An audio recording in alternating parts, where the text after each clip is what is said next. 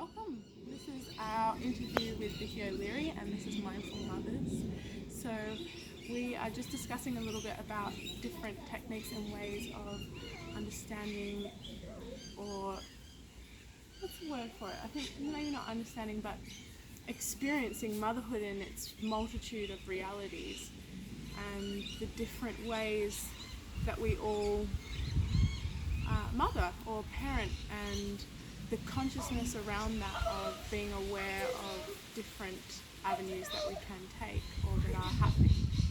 So we were just having a bit of a chat about working and being a parent, and how when we are in it, the experience that we were talking about is that when in that space of when she was going away and working, that there was this complete detachment from the child, and there's these pockets of parenting rather than this constant flow of always feeling deeply, not connected, but attached, perfectly said. And I was just saying how, from my experience with working with children that have had parents that go and work, that I have seen there's sometimes not such a pure flow within coming back from work and being totally present, being a parent. And I'm not sure so much vice versa because I'm not with them in their workspace, but how juggling being in a certain environment and then coming into another environment, how to completely detach from that environment. So it's such a hard thing to sometimes have in that complete detachment, that I think maybe you're more fluid within. Maybe.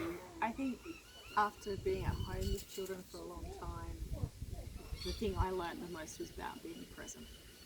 And the more I was present with the children, the more satisfied they were, whether it was 2 minutes playing Barbies or walking around in the garden or going to the park, and not being distracted by anything, even if I found what the child was doing was a little bit boring at the time. When I was present, they needed me less often. When I wasn't present, they needed me all the time.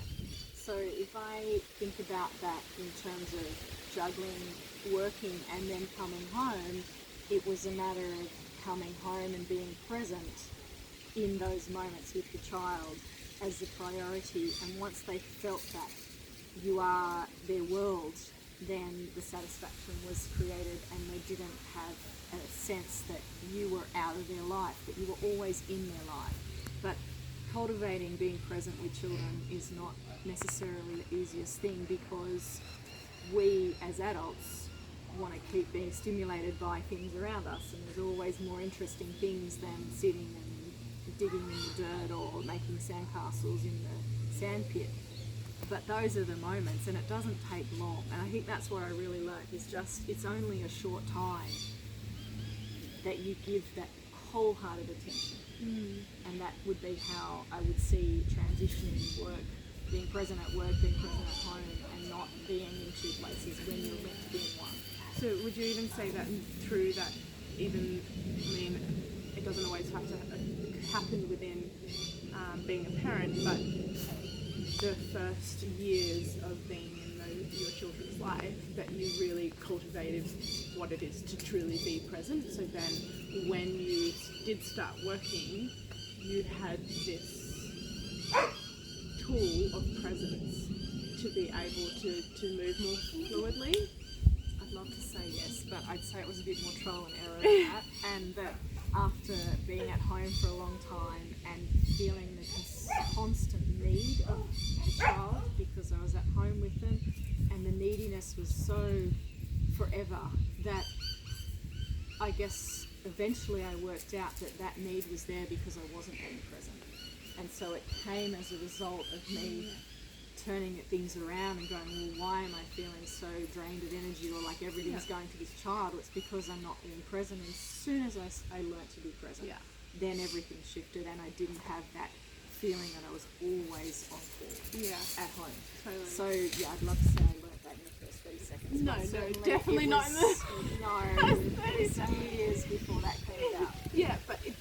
first few years of being a parent, it definitely, like from my experience of being a parent, totally has brought more of this attention to being present. And exactly what you said of when you're not present, then they have this need. And it's not even like, it's not, because when we talk about presence, it's not just like being in the space, it's fully all your attention to be with them, not sort of like half in the cooking and half in the this and half in the that, which gets so complicated because all those things have to be done, but how to really be aware that when they are in that space of neediness of presence, like to just fully stop and give it, yeah, and it does, it takes a long time. I still don't think I've quite got it, but anyway, so I want to give a bit of a background on you. Right.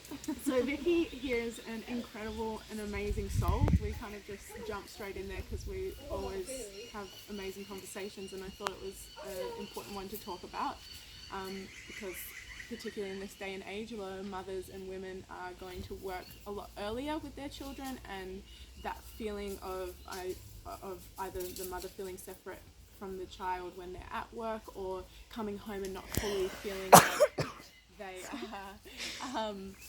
We have a beautiful person who is holding our camera right now, Ashley, who is Vicki's daughter.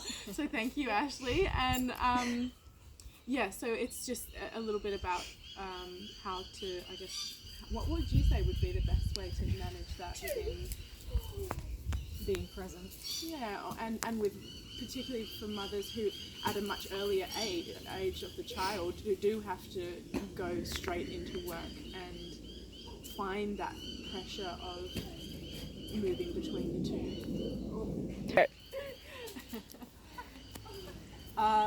We would talk about being present. I think that one of the things to realize is that you're not being present when you're on your phone or you're cooking the dinner and you're like, there, darling, just have that pot to play with. Actually getting down at the child's level, and this is the thing I learned, it really doesn't take long. So those 2 minutes that you just stop everything else you're doing and sit on the floor and bash the pots or whatever it is, the child then has this deep understanding that you're at their level, that you want to be with them, that you get them, that you love them, or it's just a connection that's built there and then. After that, they're happy to play on their pot, you go back to cooking dinner, but you've established something that says you matter in this moment more than everything else that is important, because of course food has to be cooked and washing has to be done, but to the child that's not important. What's important is you're engaging with them. And we know from so many studies that if we don't look at our children, if we're not in eye contact with them, the brain pathways don't develop in the way that they should, their empathy doesn't develop, and they're really aware now that with the onset of phone technology, that children are missing out on such key developmental tools because they're not receiving the same level of eye contact. So I think taking my experiences of it doesn't take very long, meaning that's you just being in that moment with the child, whatever age they are. I still do that now with my girls at the ages they are, is that when they're talking to me, and I remember, it is the most important thing that they're talking to me. And I listen as I attempt to engage in their world as it is in that moment, because I'm not in their world and I don't understand what's going on in their life, but I need to be so present with them just as you would in any other person, because what they're saying matters. Yeah. So that's So within that, in the whole how to help with the flow, is even just as soon as you come home to immediately just stop whatever it was that was happening prior, and to just be in the present moment of being at home with your child, and to come down at their level and really interact. And then from that, you're stepping into that space. So rather than still half thinking about whatever else, you are totally there with your child as soon as you come home from work or whatever it is that you've been doing. Nice. Okay, so we've totally got sidetracked again. So this is Vicki O'Leary, and Vicki O'Leary does amazing work with multitudes. I don't even know how to quite explain the dimensional beauty of you. But I guess we'll talk within the realm of children on your work. Let's start with your work with children and with teaching meditation and what else did we call it? Like Well, and teaching children and understanding being present. Yeah. So it goes down the lines, not just to the parent but to the child. So when my children were really young, I saw a need for more children to understand simple things like breathing or meditation or calmness or mindfulness as it's termed now. And this is a long time before it became popular. So I set up workshops and programs tailored for children of all ages, from preschool up, where they could learn just to be present with themselves, be present with their breath, be present with the little plastic crystals we had sitting in front of them to make shapes out of, whatever it was. And that then developed into an organisation called Clear Minded for Life, which is truly glorious. And in that I teach children and beautiful other people to teach children how to do breathing that is conducive to their brain, that's helping them relax, that there's self-management tools, and in conjunction with that there's a lot of skills around focus and concentration, so that we're building networks in children that are about recognising the divine that they are within by holding that connection intact, and then also giving them skills that they can use in the world around them so that they are more engaged, able to focus and concentrate, able to manifest via their visualization or via their thoughts, and recognise that they've got a much greater command of their life through themselves than perhaps the world presents to them. So that's a lot of what Clear Minded for Life has been about in a long sentence. It's like, I don't know, what else do I ask you? You just basically said it all, hey? Yeah, it's amazing. Yeah. It's such an incredible thing to be able to allow children to recognize their own inner power and their own, what is that happening inside of them, because you don't really learn that otherwise in school, on what is occurring inside of you, your emotional state, your mental state, your vibrational state, and how to work with that. And it's such a important tool to have, to be human, and to be in this existence and this experience in itself. So it's amazing to be able to share that with you and do all of it. Yeah, a lot of what I'm doing at the moment, I mean, everything is in transition, but a lot of the work at the moment with children and groups of children is to help them recognise environmental stress, energetic stress that's around them, nervous energy, fear energy, whatever's around them, and to help them understand that that can be coming from their classroom, from events that are going on in their suburb, from events that are going on in their town, and that they can be feeling that, and that sometimes recognising it's not your own is really important, because then you can disassociate from that or reassess, well, what's really going on for me? Am I picking that up from my parents? Am I picking that up from my classmate who's having a really bad day? So a lot of the work at the moment seems to be around recognising the environment and how it is affecting us, and that we can step away from that effect just with a few simple skills. That's a lot of the things I'm teaching at the moment, but it's all a progression. So in that, what would be one of the skills on how to be able to recognise that? Shall I do an action? Sure. Give it to us. So I would get a group of children to think about their busy life. So you always got to go somewhere, do something, things are going on. So we get our arms up, we go, we go, this is life, it's really busy and it's all going on, and you've got to go here and you've got to do that and hurry up and get in the car and this and that and this and that. And then I say, clap your hands and just look at the tiny little space between your hands and be present in that moment and pause and take a long breath in. And as you breathe in and then you breathe out, you realize that you don't have to be caught up in everything that's going on around you. And you breathe in again and you breathe out. And there and then the children have a direct understanding that when I'm being rushed from activity to activity from my siblings or my parents or this and that going on all the time around me, they know that in amongst that they have a skill to be present or just to be still. And so I say, get in the car and do those 3 breaths if you feel like you've been rushed around all afternoon.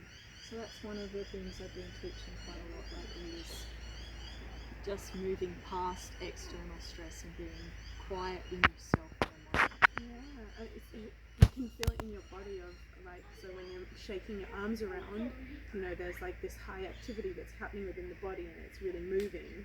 And then as soon as you pull your hands down and you take that deep breath, it's like this total release physically within the body of all of that craziness and that movement that's happening. So you can actually really deeply feel it. That's cool. I like that. Yeah, so a lot of the work is all around experiential examples so that children can feel confidence. So they can feel tension and stress and worry through their body, and then they know how to release that. So making sure that they're aware of what the body responses are, but then that they actually have a control mechanism over that, and they don't have to walk around feeling that heightened sense of action or reaction.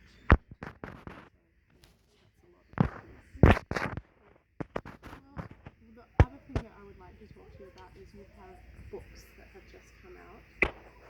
Yes. It's a little bit different from the children, but it's amazing what is coming through at this present time and what you have been able to...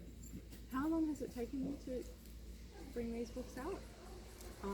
The last 4 years working in deeper consciousness, and then there's 7 books a product of that, and more recently another whole manual of consciousness. So I guess my long-term practice in meditation, mindfulness, breathing, and plus just focusing on knowing that we always live in a greater, broader reality has given me innate access to deeper consciousness, which has just spanned such a wide repertoire from knowing and understanding the divinity in everything and everyone, the connectivity of nature into all of our life, plus communication with different entities and beings that are around us all the time. It goes on. Multidimensionality. There's a lot more to us than we comprehend. And the way that I see that works with the children's work is because children are much more connected with that innate knowing, but no one's talking about it because it's not very well known everywhere else. So to merge the two, I see eventually we'll get there. It's just not quite there yet. There's still a big separation that people are learning this information. There's more and more people realizing that they've lived before, they'll live again, that there's more dimensions to the one that they walk on the earth. But children, when they're young, particularly that little bright spark in their eye, that's them knowing this, but they don't talk about it because they don't need to, it's just normal. So those two I see coming together more and more, and we become more integrated as everything that we are. So a question about that, this is quite a lot, I mean it could be a very, very long answer, but the process that you have experienced watching through children on the stages that occur through the time period, so you know, from 0 to certain time periods, on how consciously that shifts and what have been the stages that you've seen, and then how maybe best to be aware of that and approach that. That's a great question. Between 6 and 7, you see a shift in children where they integrate more fully into their solid reality and they become much more aware of the world around them. So comparison to peers, body image and things like that start to come into play. So prior to that, as a parent, you have before you a divine spirit rather than a child. And so nurturing a divine spirit means that you allow freedom of expression to the best of your ability within the safety guidelines of your household. You allow dreaming to occur, you allow creativity to occur, and to ensure that if the child speaks of things that you don't understand or sees things that you may not understand, that you don't shut those things down before that they've even had a chance to blossom, because that's what's occurred for far too long, is the imaginary friend, or the light that the child sees behind someone, or the sense that there's others in the room. Now this is all the child being aware of other dimensions that are occurring simultaneously, but because we don't have much didn't have much acceptance of it in our reality, those things have been suppressed, potentially in myself, potentially in you, potentially in a lot of adults. I wouldn't remember if it was shut down or wasn't, because I don't recall back then how it was that I understood the world. But now we're in a different era, and letting those skills just stay alive. You don't have to necessarily make them blossom if that's not your interest, but just letting them stay alive and not turning the lights off, that means that these children are going to walk into far greater potentials than what we have. And that's exciting. And as we do this, we should meet the glorious Avon, who is one of these spectacular children of the future. I think also, just to add to that, is the whole mentality around particularly the certain things like ADHD and that sort of thing, that there's something, or they're seeing another being or a light or whatever and thinking something's wrong with them, and creating that there's this issue and there's something wrong, because then that is totally instilled with the child that they're not enough, or that something's wrong with them and they need to start shutting things down within themselves. There's like so many parents, which I totally understand, because you love your child and you want the best for your child, but this fear of something being wrong with them can sometimes create that within anything. Like, oh, they're seeing a person and they're not getting mindful mothering. There is no limit to my boobies. Like, Ashley did help me out just before, because my boobies were falling out. I don't even know anymore, because they're just always they're just always being pulled at. Hey, okay, thank you. Yeah, and just that whole thing of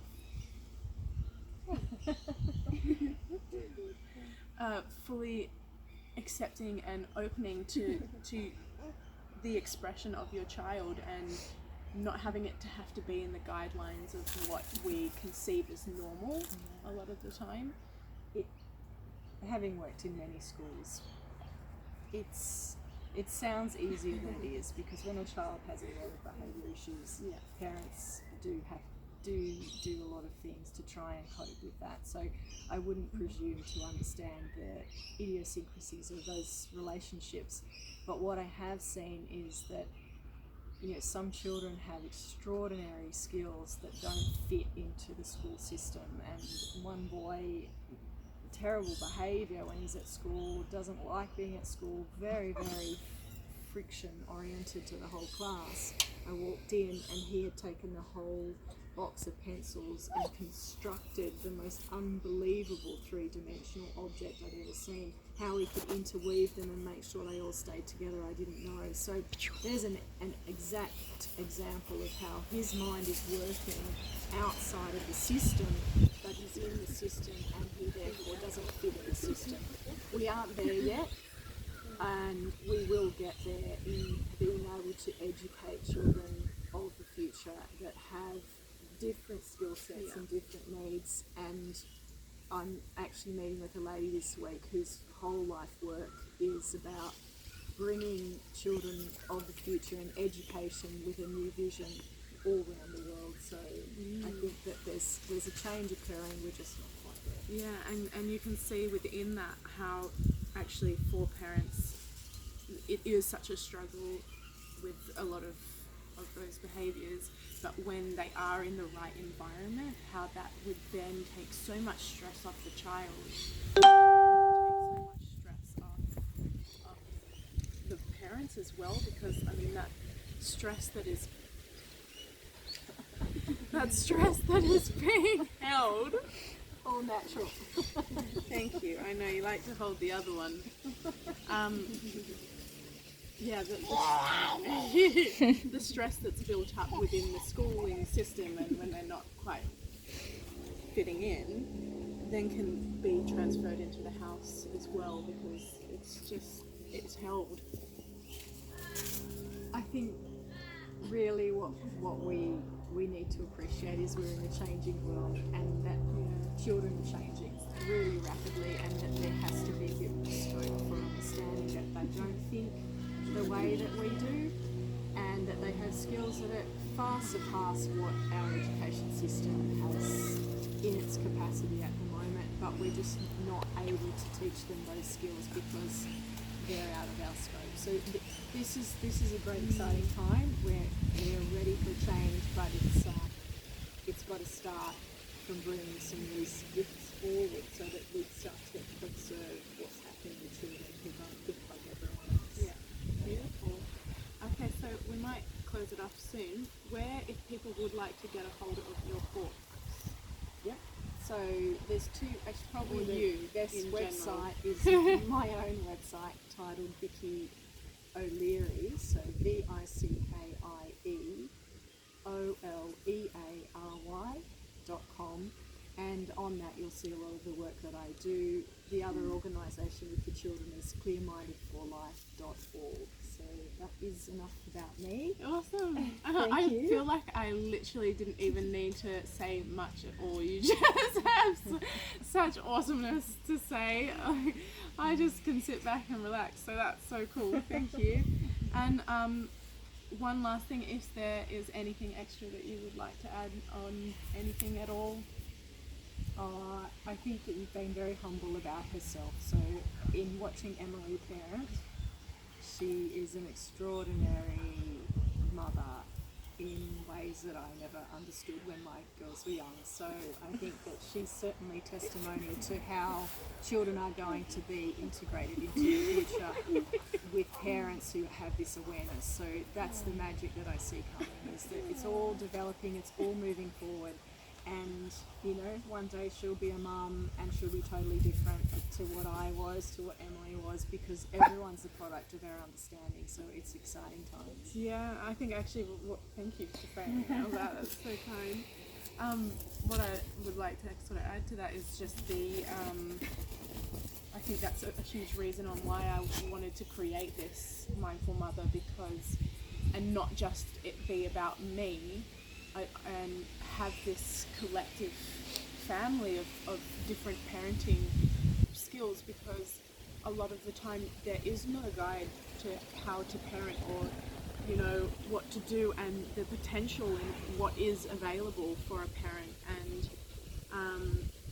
and to just see the different opportunities that are out there and what other people are doing to help support. It's so funny, isn't it? I'm so used to it now that it's I just may as well have boobies out all the time. Like, okay. I think everyone has seen them. I literally walked through the shopping centre and he's just like, sorry, I'm so sorry. Yeah, and just to, because really the thing we mostly go off as a parent is our parents, is what they did as parents. And so to be able to give this opportunity to really invite people to see those different realities of what it is to be a parent is awesome. So thank you so much for sharing with us, Vicki. And thank you, Ashley. Yes, Ashley, you've been amazing, and thank you for looking after Avon. You've been so awesome too, Sasha. Thank you.